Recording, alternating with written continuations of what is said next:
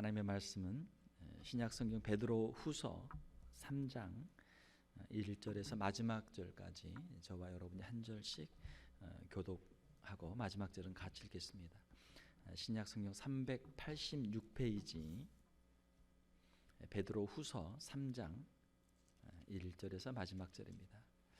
사랑하는 자들아, 내가 이제 이 둘째 편지를 너에게 쓰노니 이 두 편지로 너희의 진실한 마음을 일깨워 생각나게 하여 곧 거룩한 선지자들이 예언한 말씀과 주되신 주께서 너희의 사도들로 말미암아 명하신 것을 기억하게 하려 하노라. 먼저 이것을 알지니 말세에 조롱하는 자들이 와서 자기의 정욕을 따라 행하며 조롱하여 이르되 주께서 강림하신다는 약속이 어디 있느냐? 조상들이 잔 후로부터 만물이 처음 창조될 때와 같이 그냥 있다 하니 이는 하늘이 애초부터 있는 것과 땅이 물에서 나와 물로 성립된 것도 하나님의 말씀으로 된 것을 그들이 일부러 잊으려 함이로다.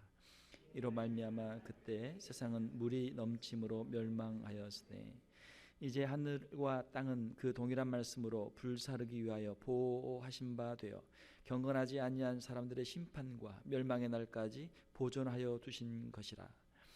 사랑하는 자들아, 주께는 하루가 천년 같고 천년이 하루 같다는 이 한 가지를 잊지 말라.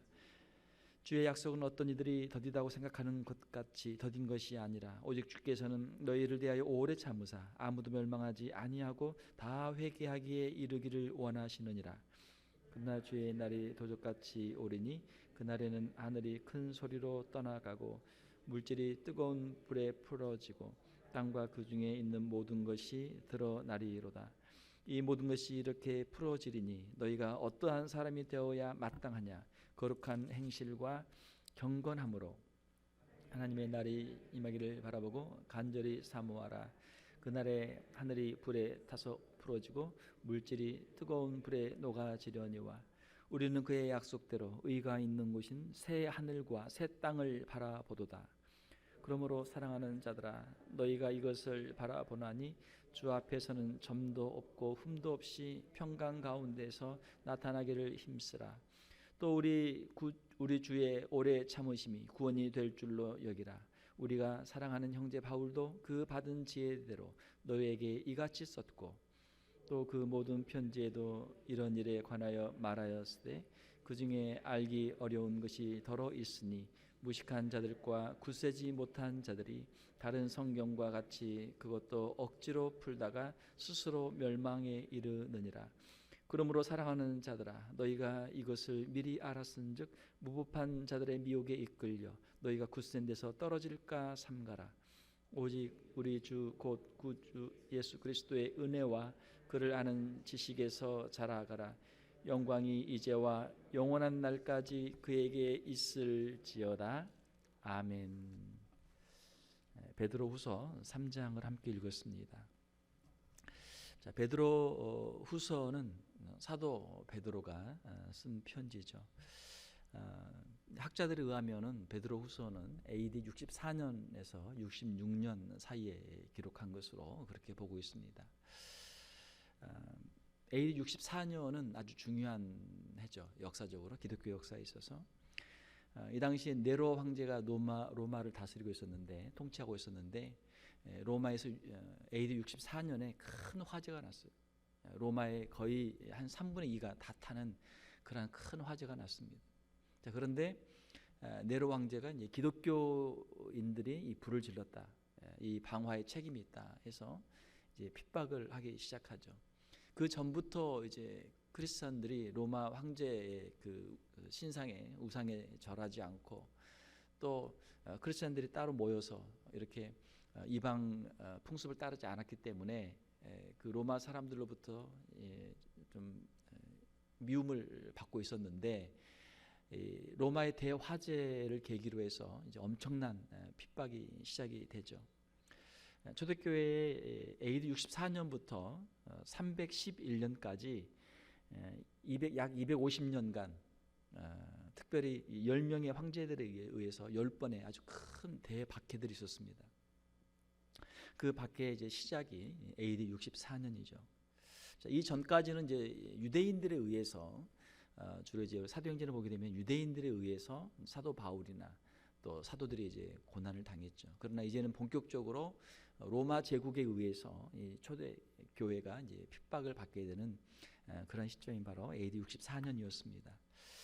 자, 그러한 환난과 핍박이 시작이 되고 그리고 베드로는 이제 66년경에 순교를 했습니다. 그러니까 베드로 후서를 기록하고 채 얼마 되지 않아서 1, 2년 되지 않아서 베드로가 순교를 하게 되고 사도 바울도 정확한 연대는 알 수 없지만 학자들에 의하면 64년에서 67년 사이에 네로의 박해시에 베드로와 바울이 순교를 했던 것이죠. 그러므로 초대교회는 이제 그 전에 없었던 아주 극심한 환난과 핍박을 맞이하는 당하고 있는 그런 상태에서 베드로가 이 편지를 성도들에게 전했던 것이죠. 베드로후서 3장의 말씀의 주제는 하나님의 이 심판의 날이 반드시 있다. 주님의 재림과 그리고 하나님의 심판의 날이 반드시 있다. 그러므로 이 환난과 핍박 가운데서 낙심하지 말고 신앙을 지키고 주님을 사모하고 하나님의 날을 사모하라라고 하는 것이 베드로후서의 말씀이죠. 3장의 말씀이죠. 이 말씀은 이제 베드로 사도의 유언과도 같은 말씀이죠. 베드로 사도의 마지막 말씀이니까 그 환난과 핍박 가운데서 죽음을 앞두고 있는 베드로 사도의 유언과 같은 그런 말씀입니다. 자, 오늘 본문 말씀 보게 되면 주님의 재림은 반드시 있다. 주님의 재림은 반드시 있다. 3절에 보게 되면은 먼저 이것을 알지니 말세에 조롱하는 자들이 와서 자기의 정욕을 따라 행하며 조롱하여. 4절에 보게 되면 이르되 주께서 강림하신다는 약속이 어디 있느냐. 자, AD 64년으로 생각을 해보면 우리 주님께서 십자가를 지시고 부활하시고 승천하신 때가 약 AD 30년에서 33년 사이입니다. 그러니까 이제 겨우 한 30년, 이제 약 한 30년 조금 지난 시점이죠. 주님의 승천을 보았던, 부활과 승천을 보았던 수많은 사람들이 있었고 주님의 재림의 약속을 들었던 사람들도 있었죠. 자, 그러나 한 30년, 35년이 지나가면서 이제 나이가 들었던 사람들 한 세대는 지나가고 이제 그 다음 세대가 이제 활약을 하는 시대인데 그 사람들 가운데서 주께서 강림하신다는 약속이 어디 있느냐. 자, 우리가 30년을 넘게 기다렸는데 주님이 왜 오시지 않느냐. 30년을 좀 넘게 기다리고 주님의 재림의 약속에 대해서 의심하고 주님의 재림을 부인하는 그런 사람들이 있었던 것이죠. 9절에 보게 되면은 주의 약속은 어떤 이들이 더디다고 생각하는 것 같이 더딘 것이 아니라 주님의 약속이 더디다. 주님이 금방 오신다고 했는데 왜 주님이 안 오시는가? 지금 이제 초대교회 성도들 사이에서 이제 그런 이제 이야기들이 나오기 시작한 거죠. 자, 사랑하는 성도 여러분, 주님의 재림은 반드시 있는 줄로 믿습니다. 이것은 성경에 있는 수많은 약속들 가운데 마지막 약속이에요. 성경에 구약과 신약의 수많은 약속들이 있습니다. 구약 옛날에 있었던 약속이에요. 신약 새로 있는 약속입니다. 구약에 있는 그 모든 약속이 구약에서 성취되고 신약에 성취됐어요. 신약 안에 있는 예언들이 신약 안에서 성취가 되고 그리고 교회사를 통해서 성취가 됐죠. 마지막 남아있는 주님의 약속, 재림의 약속입니다. 자, 그런데 주님의 재림을 부인하는 사람들이 있어요. 초대교회부터 시작을 해서 재림을 부인하는 사람들이 있었고 지금 21세기 유럽과 미국과 또 한국에 주님의 재림을 부인하는 수많은 사람들이 있습니다. 크리스찬이라고 하는 사람들 가운데도 있어요. 기독교 신학자라고 하는 사람들 가운데도 있어요. 목사라고 하는 사람들 가운데도 있어요. 자유주의 신학 같은 경우는 주님의 재림을 부인하죠. 초자연적인 것들을 다 부인하니까 주님의 재림도 부인한단 말이에요. 사도 바울의 고백과 같이 부활이 없고 주님의 재림이 없다면 우리가 믿는 것이 무슨 소용이 있습니까? 자, 우리 기독교는 무엇입니까? 우리 기독교와 다른 이 이 역사상에 있었던 인류 역사상에 있었던 수많은 종교들을 이렇게 비교를 해보면 가장 큰 특징 중에 하나는 우리 기독교는 소망의 종교라는 것입니다. 자, 우리가 노장 사상을 보게 되면은 노자나 장자의 사상들을 보게 되면 노자는 무위 자연으로 돌아가라, 무위 자연. 장자는 이제 뭐 호전몽 같은 걸로 유명하죠. 그 나비의 꿈 그런 이야기. 인생을 이렇게 보니까 인생이 다 참 하나의 꿈과 같고 지나간 시간들을 다 이렇게 보니까 인생이 참 그렇게 허무하다. 이게 이제 그 사상이거든요. 불교의 사상을 보게 되면은 불교는 이제 이 무에서 유가 나오고 유에서 무가 나오고 이 있는 모든 것들이 공즉 시색, 색즉 시공. 이래서 이제 불교의 세계관 자체가 이 인생을 하나의 고해로 보고 그리고 생로병사 인생의 이러한 고해 속에서 벗어나는 것, 해탈하는 것, 이것이 이제 불교의 주 관심사 아닙니까? 그것을 이제 이루는 방법이 8정도라는 거죠.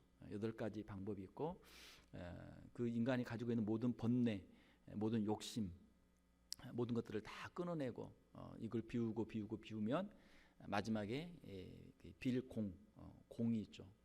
거기에 들어가면 이제 해탈을 하게 되는 것. 이게 이제 불교거든요. 이러한 사상들은 우리가 살고 있는 세상에 대해서 허무하다. 무라는 개념이 있단 말이에요. 허무하다. 우리의 인생을 뒤돌아보면 어떻습니까? 과거에 우리가 젊을 때도 있었고 건강할 때도 있었고 재산이 많을 때도 있었고 힘이 있을 때도 있었고 뭐 좋은 직장이 있을 때도 있었고 했는데 시간이 지나고 나서 보니까 그게 다 순식간에 다 사라졌단 말이에요. 다 어디로 갔을까? 우리의 과거가 다 어디로 갔을까? 사진 속에는 남아있고 우리의 기억 속에는 남아있죠. 우리의 기억이라고 하는 것도 점점 희미해지고 나이가 더 들면 이제 이 기억도 이제 상실하게 된단 말이에요. 그러면 우리의 과거는 다 어디로 가요? 그냥 우주 속으로 그냥 다 사라진단 말이에요. 그러니까 과거를 생각을 해보면 우리의 인생이 허무하다. 그렇죠? 또한 사람들은 이제 현재에 집중하며 사는 사람들이 있습니다. 현재의 세상에서 현세에서 어떻게든 지금 이 순간 모든 것들을 누리고 쾌락을 즐기고 지금 행복하게 살자. 미래는 I don't know, 과거는 뭐 다 지나가는 거고 하니까 현재에 포커스를 두고 현재 어떻게든 지금 당장 여기서 먹고 마시고 즐기고 지금 행복하게 살다가 죽게 되면 그냥 여한 없이 죽자. 그런 이제 생각들이 있어요. 현세주의. 이게 이제 쾌락주의로 가죠. 이것은 대부분의 사람들이 가지고 있는 생각이에요. 세상의 모든 대부분의 사람들이 가지고 있는 생각이 이런 생각이란 말이에요. 왜? 미래를 모르기 때문에, 장래에 대한 소망이 없기 때문에 장래에 대해서 내가 지금 고생할 필요가 없잖아요. 장래 어떻게 될지 모르는데. 그렇게 일단 지금 먹고 지금 쓰고 지금 놀다가 가자. 이게 이제 일반 사람들의 생각 아닙니까? 자, 우리나라 기독교는 소망의 종교예요. 우리 주님이 주신 약속을 가지고 있는 소망의 종교입니다. 하나님은 공의로우신 분이시고 우리가 뿌린 대로 거두게 하시는 분이기 때문에 열심히 일을 하면 그 열매를 거두게 하시는 분이에요. 그 열매를 우리가 1년 뒤에, 10년 뒤에, 30년 뒤에도 거둘 수 있고 또 현세에서 우리가 거두지 못하면 내세에서 주님께서 공의로운 재판장이신 주님께서 우리가 행한 대로 반드시 갚아 주실 줄로 믿습니다. 이것이 우리 기독교의 신앙이란 말이에요. 그러니까 우리 기독교는 과거도 아니에요. 현재도 아니에요. 우리 기독교는 미래예요. 소망의 종교입니다. 자, 그래서 기독교는 사람들에게 어떤 마음을 줘요? 하나님 앞에서 정직하게 살고자 하는 마음, 열심히 일하고자 하는 마음, 미래를 위해서 준비하는 마음, 미래를 위해서 투자하는 마음, 미래를 위해서 절제하는 마음, 미래를 위해서 헌신하는 마음을 준단 말이에요. 자, 그래서 기독교가 들어가면 그 나라가 잘 살게 돼요. 과거를 생각하면서 한탄하고 모든 게 무로 돌아간다, 허무하다 허무만 노래하고 있는 것도 아니고 현재 어떻게든 그냥 손에 들은 거는 그냥 먹고 그냥 쓰고 죽자 그냥 노는 것도 아니란 말이에요.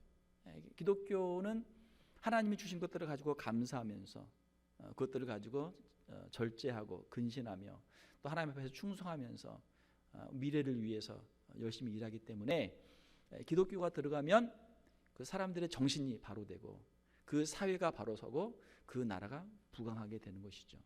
그래서 막스 베버라고 하는 학자가 이 프로테스탄트와 이 자본주의라고 하는 그 논문에서 책에서 이 프로테스탄트의 이러한 기독교 정신이 자본주의가 가능할 수 있도록 자본이 모아지도록 옛날에는 자본을 사람들이 모으지 않았거든요.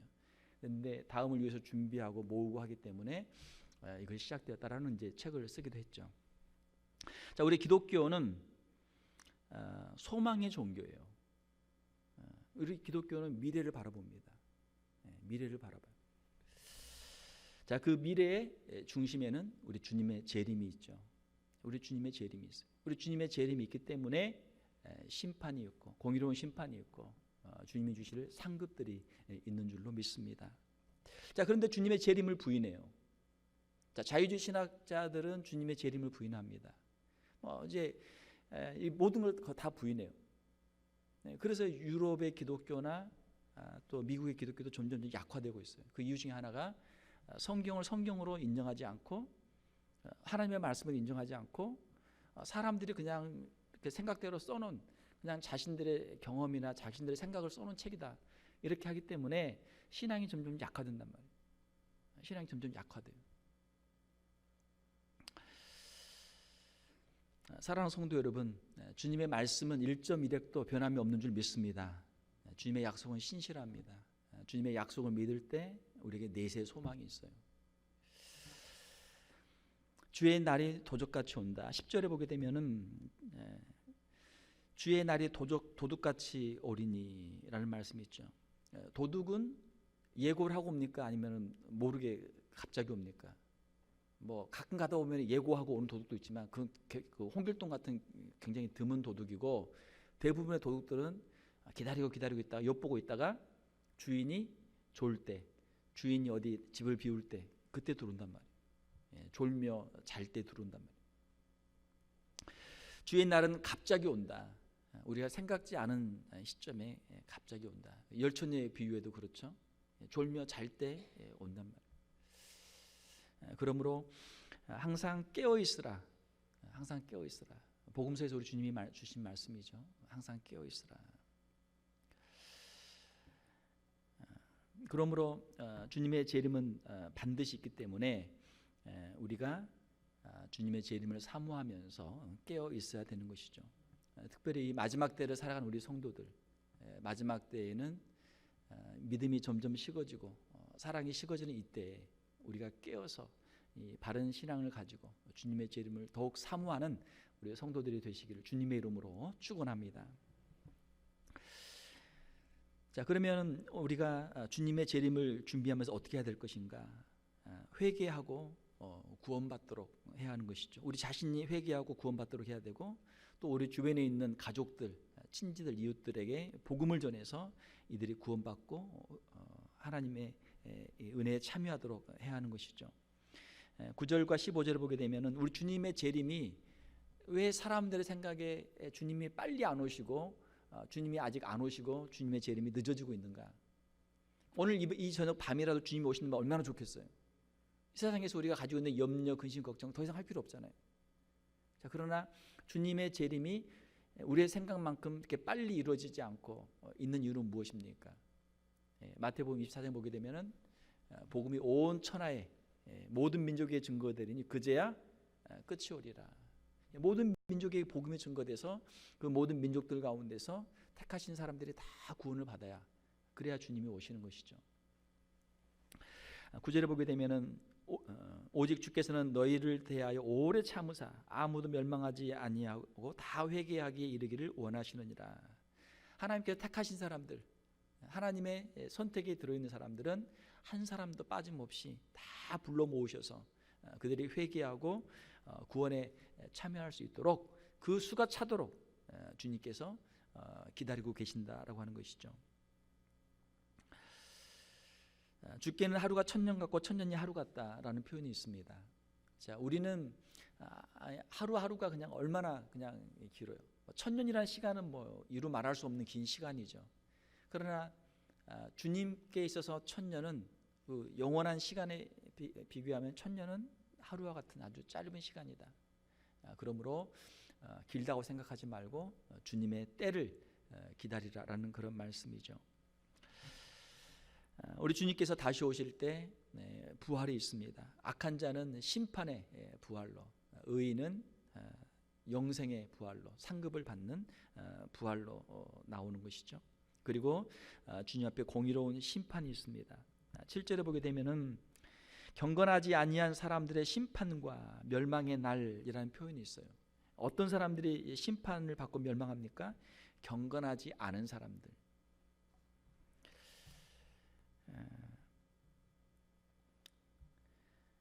하나님을 믿고 하나님의 공의로운 심판을 믿는 사람은 자기 마음대로 살 수가 없어요. 하나님의 말씀 앞에서 살 수밖에 없죠. 죄를 지을 수가 없어요.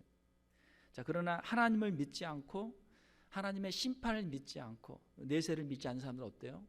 자기 마음대로 산단 말이에요.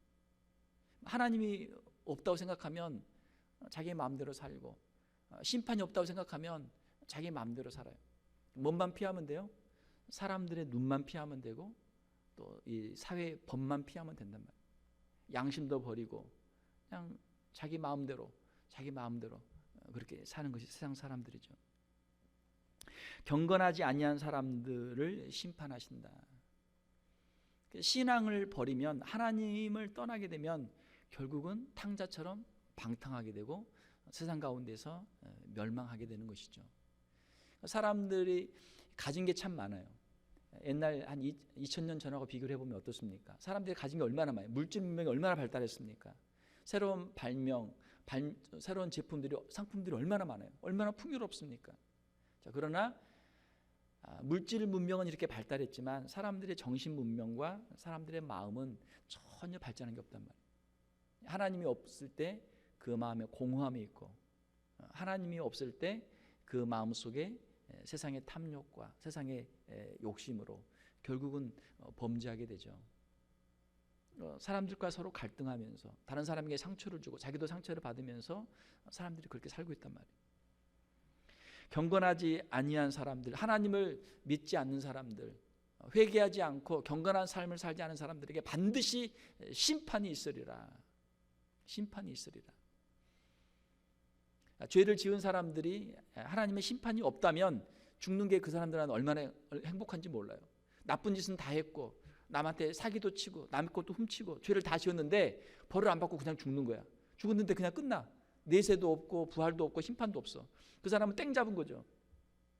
남의 거 그냥 다 갖다 그냥 마음껏 그냥 먹고 쓰고 그냥 죽어버린 거야. 그러면 끝이야. 이게 세상 사람들의 생각이란 말이에요. 내세가 없고 심판이 없기 때문에 그 사람들의 생각 속에는 어떻게든 이 세상 속에서 그냥 잘 먹고 남의 거 훔치고 남의 거 빼앗고 남의 속이고 그렇게 하다가 그냥 쓰고 가면 그 사람들은 끝이라고 생각한단 말이에요.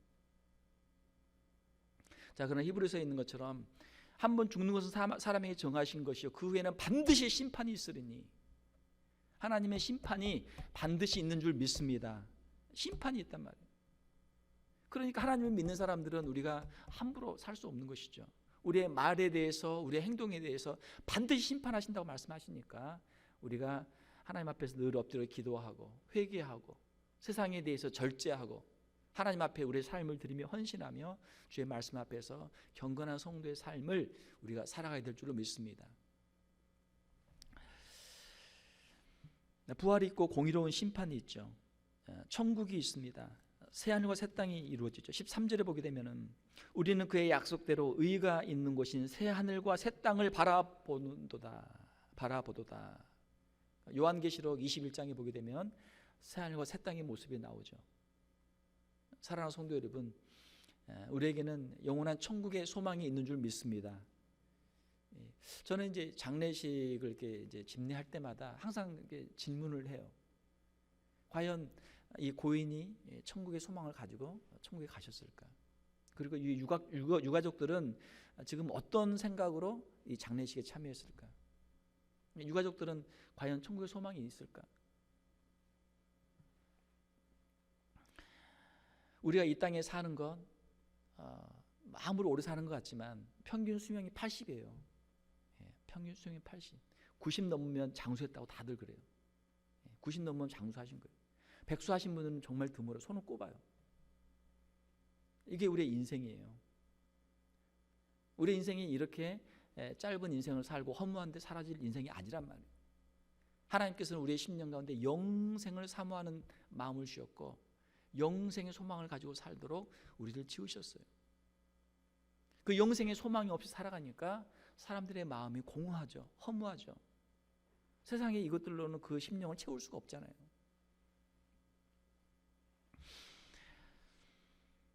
천국만 있는 것이 아니고 지옥도 있습니다. 지옥도 있어요. 심판 후에 지옥이 있어요. 어떤 사람들은 말하기를 악인들은 멸절한다, 다 없어진다 그렇게 말하는 사람들이 있어요. 그건 성경적인 게 아니죠. 성경에 지옥이라는 단어가 있어요. 지옥에 형벌이 있어요. 심판 있고 없어지는 게 아니고 영원한 지옥에 형벌이 있단 말이에요. 세상을 살면서 죄를 짓고 회개하지 않고 예수 그리스도를 구주로 영접하지 않고 살았던 그 영혼들 얼마나 안타까워요. 지옥이 있다라고 하는 것은 얼마나 무시무시한 그런 말씀입니까? 참 두려운 말씀이에요. 너무나 두려운 말씀이에요. 사랑하는 성도 여러분, 천국도 있고 지옥도 있는 줄로 믿습니다. 하나님의 말씀의 약속이에요. 이것은 우리가 믿음으로 받는 거예요. 믿음으로 받는 거예요. 자, 그러므로 경건한 삶을 살도록 하라.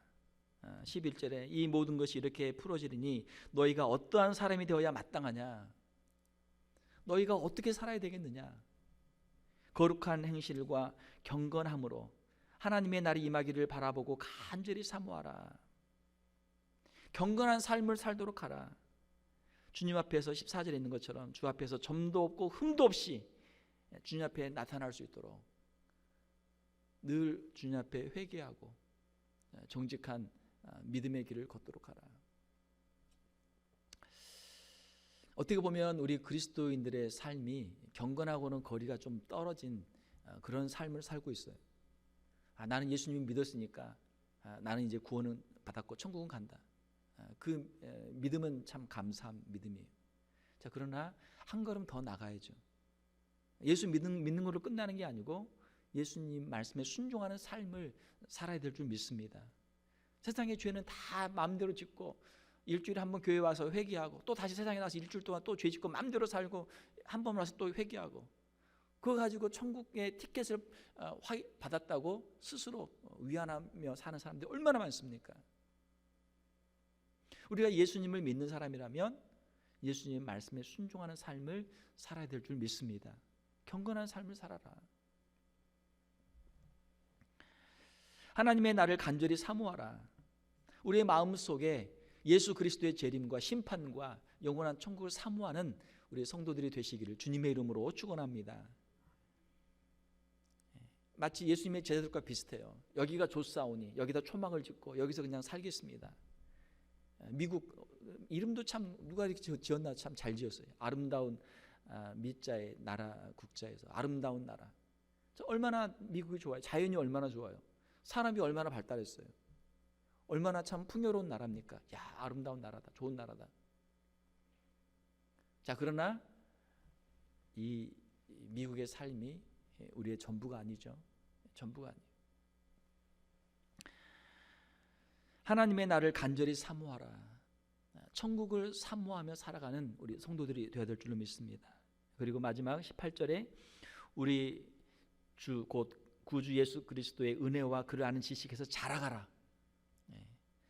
예수 그리스도의 은혜 안에서 자라가라. 예수 그리스도를 아는 지식에서 자라가라. 예수 그리스도가 누구신가? 하나님의 아들이시고 우리의 구원자이시고 우리를 사랑하시고 우리에게 주신 그 말씀들 안에서 우리의 신앙이 자라고 영적으로 더욱 성숙하라. 영적으로 성숙하라. 사랑하는 성도 여러분, 우리가 말씀 안에서, 은혜 안에서 영적으로 성장하는 우리 성도들이 되시기를 주님의 이름으로 축원합니다. 영적인 성장을 이루지 않으면 어떻게 돼요? 영적인 퇴보가 있는 거예요.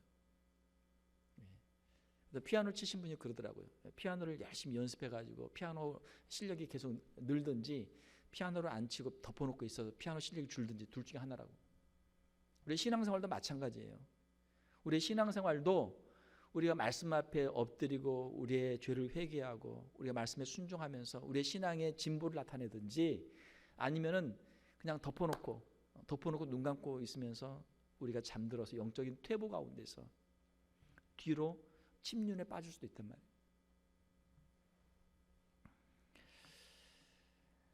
경건한 삶을 살면서 영적인 성숙을 이루라. 그리고 16절에 보게 되면 잘못된 가르침 이단들을 경계하라. 16절에 보게 되면은 그 중에 알기 어려운 것이 더러 있으니 무식한 자들과 굳세지 못한 자들이 다른 성경과 같이 그것도 억지로 풀다가 스스로 멸망에 이르느니라. 또 17절에 보게 되면 무법한 자들의 미혹에 이끌려 굳센 데서 떨어질까 삼가라. 거짓 교사들이 많고 이단들이 많고 사이비들이 많아요. 특별히 종말론에 관해서 이단들이 많습니다. 예수 그리스도의 재림을 부인하는 이단이 있고 잘못된 가르침이 있고 예수 그리스도의 재림의 날짜를 자기들이 안다고 주장하는 그러한 이단들이 있어요. 시한부 종말론이라는 이단입니다. 미국에서 등장한 이단들도 예수님의 재림을 예언한 이단들이 많아요. 한국에서 나온 이단들도 예수님의 재림을 예언한 이단들이 많아요. 그런데 사람들은 참 신기한 게 예수 그리스도의 재림을 안 믿든지 아니면 예수 그리스도의 재림을 믿는데 그 시한부 종말론을 따라가든지 너무 극단적인 잘못된 그런 이단들이 그런 잘못된 사람들이 많단 말이에요. 예수 그리스도의 재림의 날짜를 말하는 것은 무조건 이단이에요. 무조건 잘못된 거예요. 왜요? 우리 주님 말씀하셨잖아요. 그 날과 시는 아버지만 아신다. 아들도 모른다고 주님 말씀하셨잖아요. 그런데 그 사람이 알면 어떻게 돼요? 우리가 재림은 사모하되 재림의 날짜에 대해서는 그걸 몇 날, 며칠, 몇 시에 온다. 그 말하면 그건 이단이란 말이에요. 잘못된 이단을 경계하라. 극단적인 시한부 종말론을 주의하라. 성경 말씀을 억지로 풀지 마라. 스스로 멸망한다. 하나님의 말씀에 있어서 우리가 말씀이 말한 데까지 가고 하나님의 말씀이 말하지 않은 부분에서 우리가 스탑하면 돼요. 성경에 많은 말씀들이 있는데 우리가 이해할 수 있는 말씀들도 있고 이해하기 어려운 말씀도 있단 말이에요. 우리가 이해할 수 있는 건 뭐예요? 구약의 신약에서 반복적으로 또 여러 성경에서 말씀하고 있는 부분들은 밝히 이미 다 드러나 있죠. 이미 우리가 교리로 다 만들어놨죠. 그러나 어떤 부분들은 성경 말씀 한 구절만 있든지 아니면 그 뜻이 좀 해석하기 어렵다랄지 그런 성경들도 있어요. 그런 부분 그냥 놔두면 돼요. 자기가 마치 뭐 된 것처럼 그 억지로 풀고 해서 그거를 만들어 놓으면 잘못된 길로 인도할 가능성이 많단 말이에요. 성경에 기록된 대로 우리가 말씀대로 믿을 때 우리가 구원을 받고 천국에 가는 데는 아무 문제가 없어요. 이미 다 분명하게 다 기록이 되어 있기 때문에 말씀을 맺습니다. 사도 베드로는 성도들을 향해서 환난과 핍박 중에 있는 성도들을 향해서 이 말씀을 하고 있습니다. 오늘 우리에게 주신 말씀, 세상을 향해서 절제하며 살자, 주님을 위해서 헌신하며 살자, 마지막 때에 경건한 성도의 삶을 살자, 환난과 핍박 중에서도 믿음을 가지고 인내하며 사는 우리 성도들이 다 되시기를 주님의 이름으로 축원합니다. 함께 기도하겠습니다. 하나님 아버지, 이 시간 사도 베드로를 통해 주신 말씀을 우리가 함께 읽었습니다. 환난과 핍박 중에 있었던 초대교회 성도들에게 주신 말씀을 통해서 이 마지막 때를 살아가는 우리 성도들에게도 교훈의 말씀이 되게 하여 주시옵소서. 예수 그리스도의 재림을 사모하게 하시며 주변에 있는 많은 영혼들을 주께로 인도하게 하시고 하나님의 공의로운 심판을 사모하게 하시며 경건한 삶을 살아가는 우리 귀한 성도들 다 되게 하여 주시옵소서. 환난과 핍박 중에도 믿음을 지키게 하시고 인내하게 하시고 우리의 남은 생에 가장 귀하고 아름답게 주님을 위해서, 주님의 나라를 위해서 귀하게 쓰임받는 우리 귀한 성도들이 다 되게 하여 주시옵소서. 거룩하신 우리 주 예수님의 이름으로 기도하옵나이다. 아멘.